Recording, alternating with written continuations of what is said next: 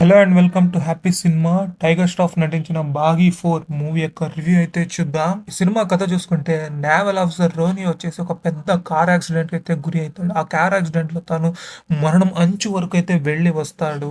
ఆ యాక్సిడెంట్ తర్వాత దానికైతే హాలుసినేషన్స్ అయితే కనిపిస్తా ఉంటుంది. తాను ఒక అమ్మాయిని అయితే ప్రేమిస్తున్నట్టు, ఆ అమ్మాయి చనిపోయిందంటూ ఆ అమ్మాయి అతనికి కనపడిస్తా ఉంటుంది. ఈ విషయాన్ని అయితే తన బ్రదర్ జీతుక్ అయితే చెప్తాడు. అతడు ఏమంటాడంటే నీ కార్ యాక్సిడెంట్ వల్ల హాలుసినేషన్ ఇమాజినేషన్స్ అయితే పెరిగింది.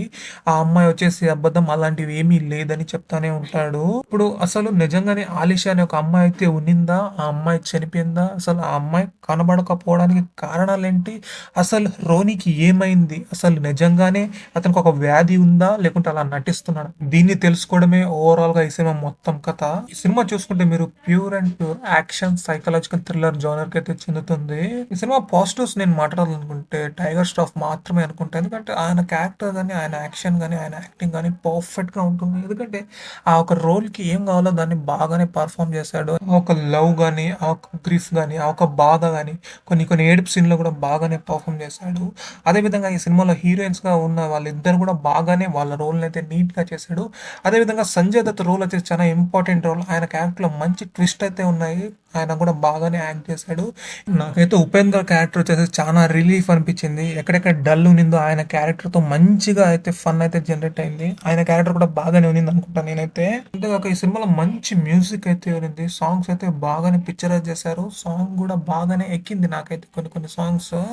అదే విధంగా ఈ సినిమాలో సినిమాటోగ్రఫీ, తర్వాత ప్రొడక్షన్ డిజైన్, తర్వాత బాగానే గ్రాండ్గా అయితే చూపించారు. ఆ స్కేల్ కానీ, ఆ విజువల్స్ కానీ, ఆ గ్రాండియర్ కానీ బాగానే కనబడింది. ప్రతి ఒక్క సీన్ ఒక గ్రాండ్ రిచ్ గానే తీశారు. దీంట్లో యాక్షన్ సీన్స్ కూడా బాగానే పిక్చర్ చేశారు. దానికి కావాల్సిన డీటెయిల్ కూడా బాగానే పెట్టుకుని వచ్చారు. మెయిన్ దీంట్లో మనం ఎక్కడ లాజిక్స్ ని వెతకూడదు. ఎప్పుడైతే మనం లాజిక్ వెతుకుతామో అక్కడైతే మనకి ప్రతి ఒక్కటి నాన్ సెన్స్ లాగే కనబడుతుంది. ఈ సినిమాలో నాకు మేజర్ డిసడ్వాంటేజ్ ఏమనుకున్నానంటే ప్రాపర్ స్టోరీ లేదు, తగిన స్క్రీన్ ప్లే లేదు.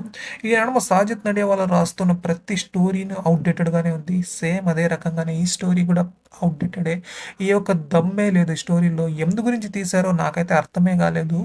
ఓన్లీ మూమెంట్స్ పెట్టుకునే ఈ సినిమాని రన్ చేయాలనుకున్నారు అనుకుంటా. సో అంతేగాక ఈ సినిమాలో మనం ట్రైలర్ చూసినప్పుడు మనకైతే కొన్ని కొన్ని సీన్స్ అయితే చాలా బ్రుటాలిటీగా అయితే కనబడుతుంటాయి.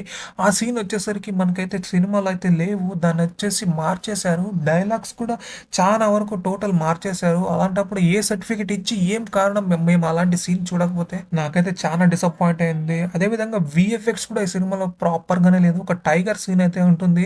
అసలు ఆ విఎఫ్ఎక్స్ అసలు చాలా పూర్ గా అవుతుంది. మనకు కనబడిస్తుంది. ఎందుకు ఆ సీన్ అలా రాశారు? అసలు అవసరమే లేదనిపించింది.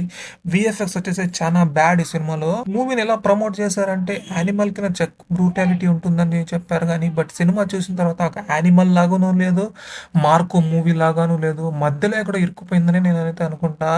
ఓవరాల్ గా చూసుకుంటే ఇది ఒక యావరేజ్ మూవీని, అంత ఎక్స్పెక్టేషన్ తగినట్టుగా అయితే లేదు. ఒక్కసారి అయితే ట్రై చేయొచ్చు అంతేగాని అది టైగర్ ష్రాఫ్ యాక్టింగ్ కోసం మాత్రమే, మిగతా ఏ దానికోసం అయితే లేదు. హెల్త్ సీన్స్ అయితే ఈ సినిమాలో కొద్దిగా ఉన్నాయి. అలాగే కిస్సింగ్ సీన్ కూడా ఉన్నాయి. కాస్త జాగ్రత్తగా వెళ్ళండి. ఇవాళకైతే ఇది. ఒకవేళ నా కంటెంట్ మీకు నచ్చితే ఈ వీడియోని అయితే లైక్ చేయండి. మరిన్ని మూవీ రివ్యూస్ కోసం నా ఛానల్ అయితే సబ్స్క్రైబ్ చేసుకొని ఈ వీడియోని అయితే షేర్ చేయండి.